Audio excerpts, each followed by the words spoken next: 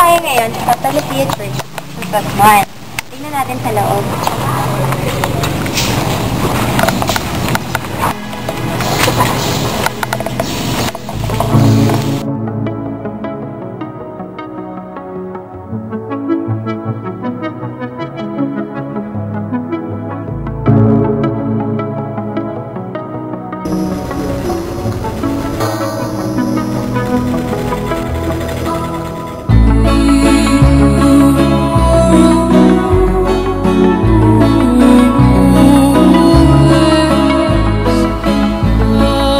Santa Lucia Parish Church ay unang ipinatayo noong 1615 at ito ay gawa lamang sa Ratan, Kawayan at Ipa.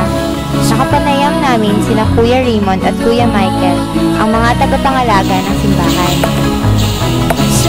Kinuwento nila sa amin ang maiksing kasaysayan ng simbahan at ibang mahalagang kaganapan sa bayan ng Sasmuan.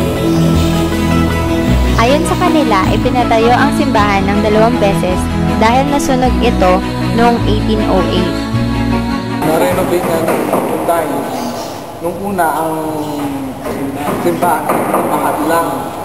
Bali, nilog nipa. Bali, kawayan lang, saka yung mga nipa sa bubong. After that, nasunog yung simbahan dahil nangyari yung mga giyera noon. Sa panahon ng mga Kastila, Apon.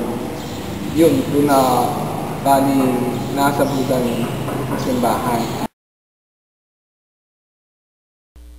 Sa kabila ng mga pagpapaayos sa simbahan, nananatili pa ring orihinal ang kanyang mga haligi na yari sa adobe at kahoy.